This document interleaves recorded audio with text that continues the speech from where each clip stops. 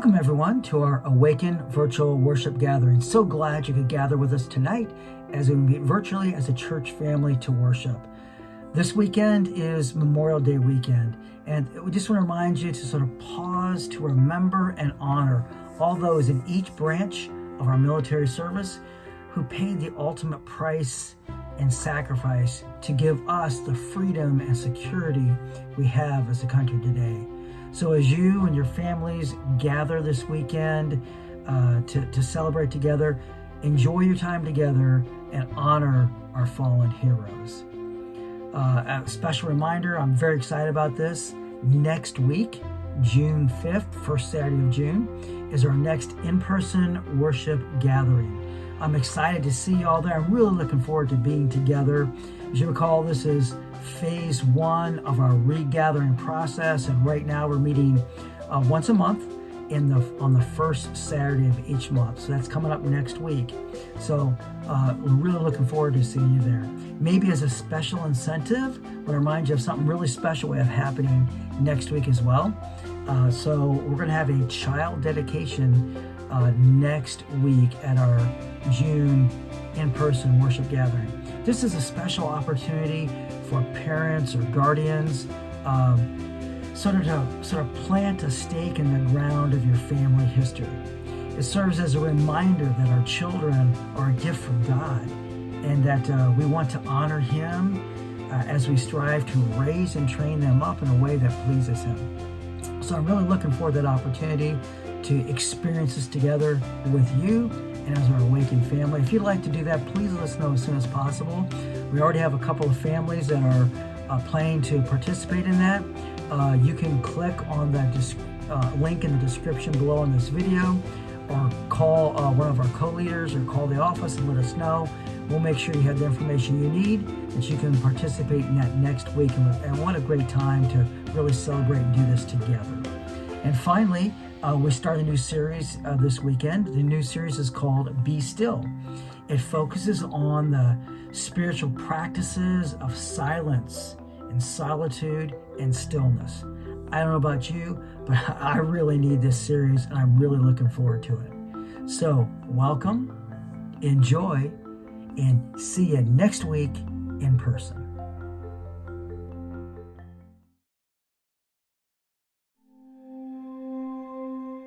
Hey all, I hope this finds you well. For today's worship element, we're going to be engaging in a practice that we last explored in October 2020, the practice of Visio Divina. That is the contemplative practice that's over a piece of visual art. And so today's art is a photograph. It's called Jesus Christ Carrying the Cross. It's from a photo contest celebrating Easter in Mexico. The link to the art and the artist's attribution is in the description below if you want to check those out. And so if you remember the practice of Visio Divina, you remember we have to prepare for this practice. So in this version, we're going to be doing a condensed version, but if you get a chance to do this yourself, you're going to want to give yourself extra time. So really carve out some time to explore the image and explore this practice. You'll also want to have the image that you're going to use close at hand, easily available. You'll want to prepare a scripture to read as you prepare to engage in the prayer portions of the practice as well. And finally, as you get started, take some time to just breathe and relax. And so we're going to take a couple minutes. I'll walk us through the steps as we go. And this first step is we'll begin to view the art, and I will read the scripture that we have tied to this art today. And then we'll go into our next step.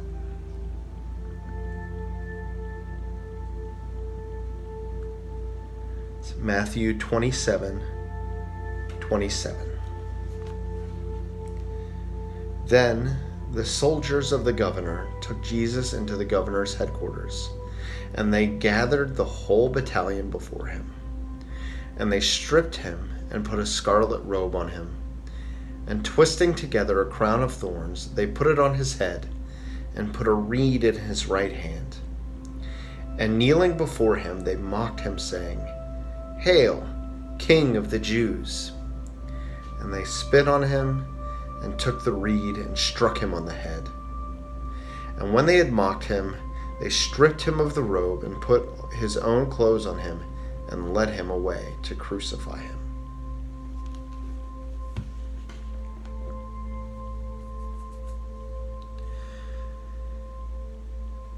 As we look to the art,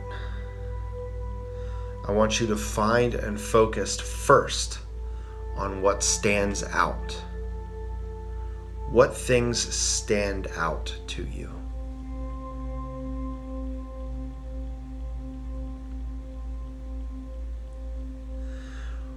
What thoughts, questions, or emotions does this raise for you?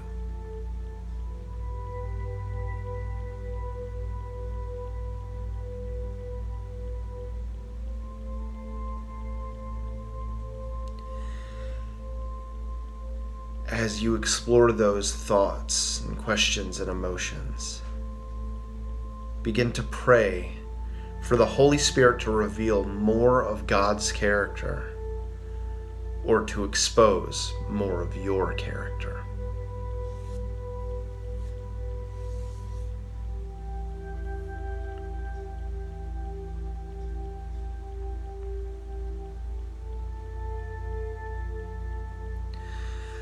Look to the art again and begin to take in the whole piece.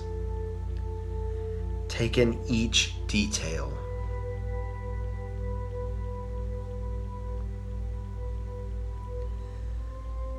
What thoughts, questions, or emotions does this whole piece raise for you?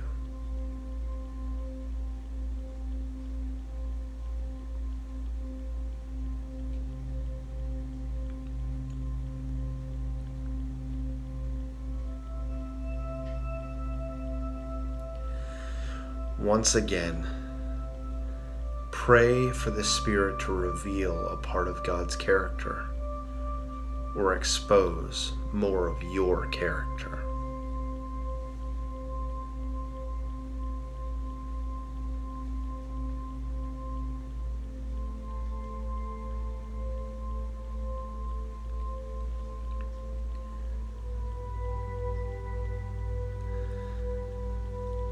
Again, look to the piece. Begin to reflect on the things that the Spirit is revealing.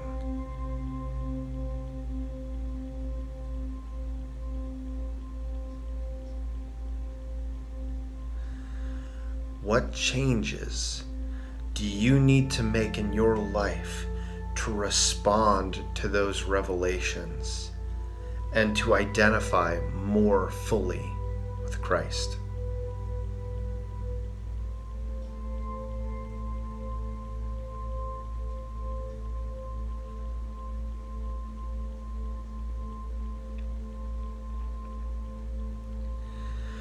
Once again, this was a very condensed version of this practice. So my hope is that this can become another tool for you for peace and reflection, and that you could add this tool in this season. But make sure you're carving out some time to really explore the art.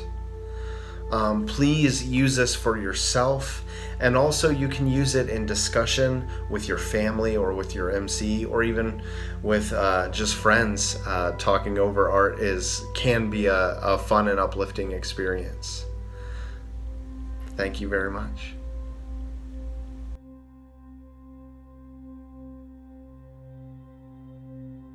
Hey everyone, welcome back to our virtual worship gathering for this week. This week we are kicking off a new series to take us just a few weeks. And throughout the series we are going to be looking at kind of a forgotten practice, or maybe forgotten isn't even the right term. Maybe it's a never known practice here in the West when it comes to Christianity. It's one that is not as popular, it's not as widely practiced as some of the other spiritual practices that we see in the church today. But we're going to be looking at this idea of silence, solitude, and stillness. These are what I've branded the 3 S's as I've been working on and putting this message together. Practices of silence, of solitude, and stillness. Like I said, of the different spiritual practices that we see practiced in the church, particularly in the West and here in America, it's not one that is very popular. It's not one that gets a lot of publicity. I really honestly think that most Christians here, and not just Christians, most people in the United States do not know how to practice silence, solitude, or stillness. And I think we've seen proof of that over the last, year plus in this pandemic and COVID-19. What one article I read referred to as the Great Stoppage, right? If there was ever a time in the history of the United States where we could stop, slow down, disconnect from the things that regularly grab our attention and have demands on our time and on our energy and on our resources, if there was ever a time where we could cease this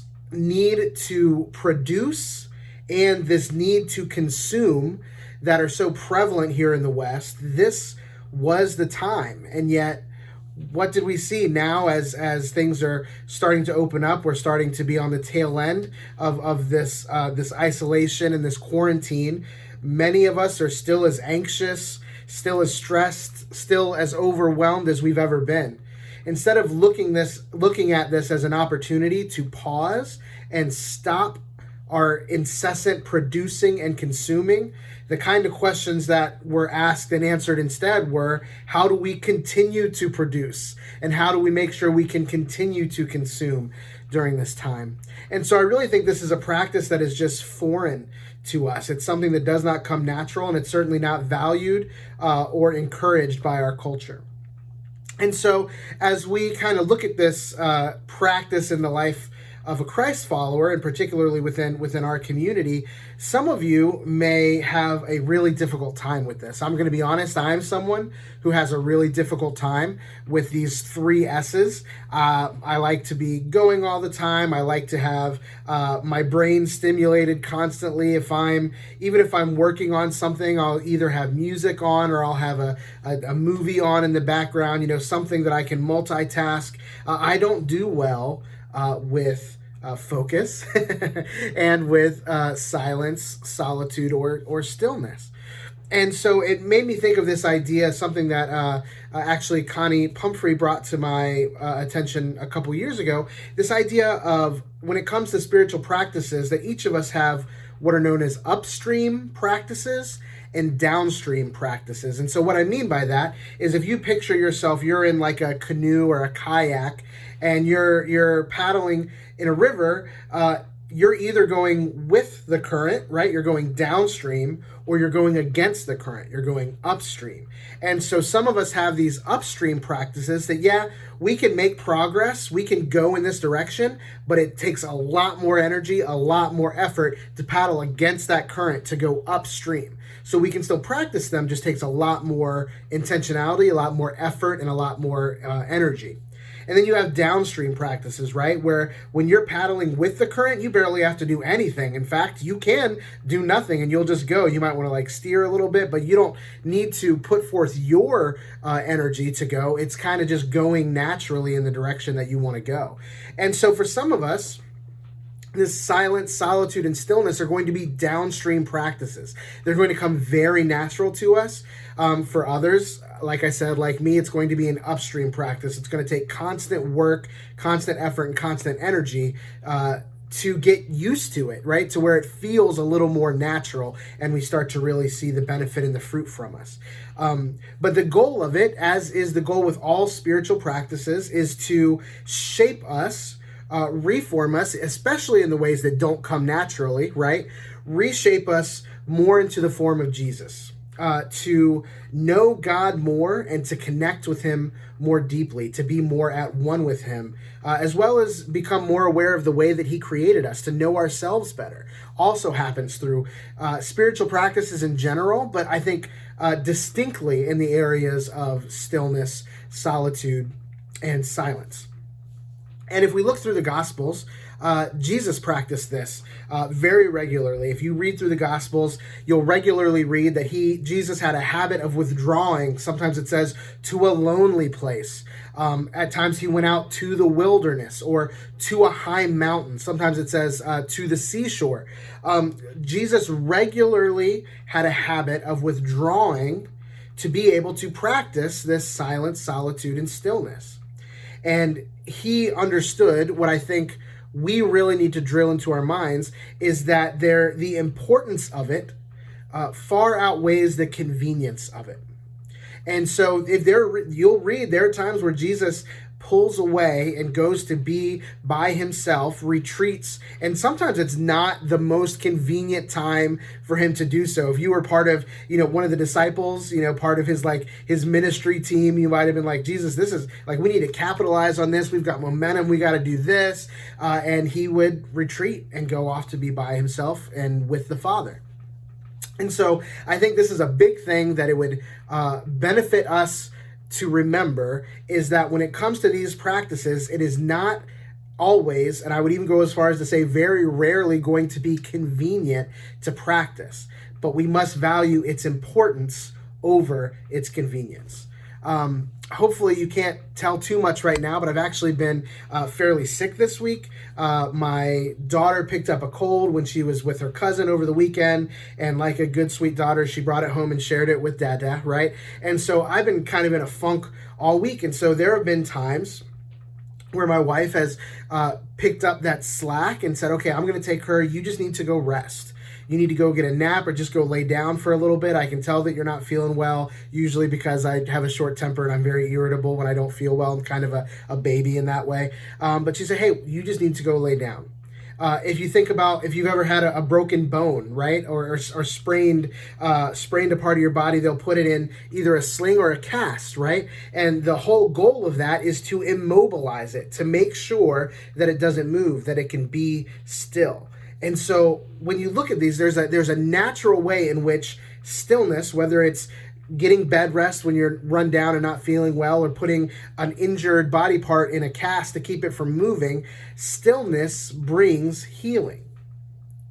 And this is something that Jesus understood. This is something that we are created to pursue. We were made for Sabbath rest.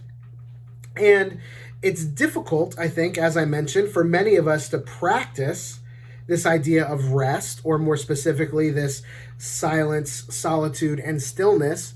And for some of us, I think it's because when we practice these things, it means that to a certain extent, we have to give up control, right? Whether you look at the idea of a Sabbath rest, where you're in kind of the traditional sense, where you're taking a whole day that you're not going to work, you're going to spend it resting, you're going to spend it reconnecting with God and connecting with family, re-energizing, being restored. Most of us will say, I can't take a whole day and do nothing because things will fall apart, whether it's my work or my house, the chores, the things that need to be done around my house. If I took a whole day where I didn't work, if I just rested, if I just ceased being productive, things would fall apart, right? And so to be able to practice Sabbath rest, and to a lesser extent to be able to practice these three S's, inherently requires giving up control. It requires the trust to say, okay, I'm going to go away by myself and I'm going to practice this. I'm just going to listen to what God has for me. I'm not going to be in the driver's seat for a little while, right? And I'm going to trust that this is for my best. This is the way I was created, and this is something that will bring healing in the same way that we just talked about, that stillness and rest brings healing into our physical lives. It also brings it into our emotional, relational, and spiritual lives. And so I'm not going to go very long today. I think it would be ironic for me to talk overly much about the idea of silence, though if anyone were to do it, it would be me. But to close this out, I actually just want to do kind of a small glimpse of this. And so I'm going to read a passage that you probably are aware of, even if you have not grown up in the church. This is a psalm. It's Psalm 23 that is very, very popular even in outside of church culture. It's one that people are familiar with. And so I'm going to read it. I'm using maybe a slightly different translation than the way that you are traditionally used to hearing it, but I think that's actually a benefit rather than a hindrance. It can help you focus on what the words themselves are saying rather than kind of just repeating rote what you know and what you've memorized. And so for right now, I'm going to read this, and this is a passage about giving up control, about resting in the presence of God and allowing His presence to be enough. And so as I read this, I want you to just practice to just a small amount some of this what we've talked about. Maybe you want to close your eyes as I read it. Obviously, you're not getting pure silence because I'm going to be speaking, right? But maybe you can just try to tune out the things that are worrying you, tune out the things that are giving you anxiety, tune out the things that are threatening to grab your attention. And maybe you just want to close your eyes as I read this and just imagine being in this position. Imagine that you are the psalmist as I read this. And so I'm going to slowly read through Psalm 23. The Lord is my shepherd. I lack for nothing. He lets me rest in grassy meadows. He leads me to restful waters. He keeps me alive. He guides me in proper paths for the sake of His good name. Even when I walk through the darkest valley, I fear no danger because you are with me. Your rod and your staff, they protect me. You set a table for me right in front of my enemies. You bathe my head in oil. My cup is so full it spills over. Yes, goodness and faithful love will pursue me all the days of my life, and I will live in the Lord's house as long as I live. Imagine, as the psalmist writes, being in the midst of his enemies and being able to find rest because you know that God is in control. You know that if you put yourself in a position to just be still with Him, to be silent before Him, to be alone with Him, that you can put yourself in a position where you want to listen to how He's leading, what He has to tell you, that even in the presence of our enemies, that we can find rest. This week is just an introduction. Others are going to kind of go a little deeper into this idea over the next few weeks. But I want to leave a few questions for you to go over with your missional communities to kind of help unpack this idea just a little bit more. They're pretty basic this week because it is an introductory week, but I think they're still valuable for us to look at the answers to these questions. So the first question: what benefits does practicing silence, solitude, and stillness have in one's life? I'll read that again. What benefits does practicing silence, solitude, and stillness have in one's life?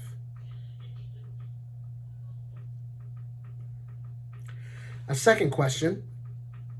I don't know if you're like me or not. I already kind of explained what my hang-ups are, right? But second question is, do you get uncomfortable in periods of silence? And what does that reveal?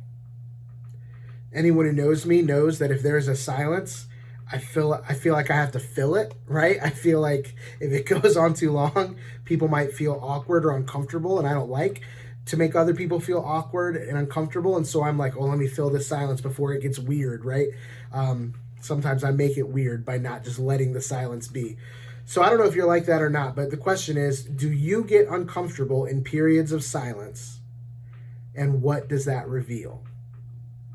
If you are not uncomfortable, what does that tell you about yourself? If you do get uncomfortable, what is God trying to tell you? The final question is not a question. As we sometimes do, this last question is more of a challenge. It's something that we want you to do to experientially practice what we've talked about, right? To kind of take it not from the head or from the heart, but actually do something with your hands, right? Practice something. And so this is your challenge step for this week.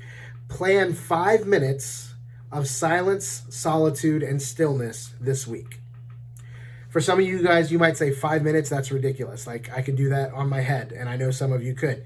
For some of you, might be like, where am I going to find 5 minutes where I don't have something demanding my attention, right? If you're like me, I've got an 18-month-old daughter. There's no way I'm getting 5 minutes of uninterrupted time while she's awake.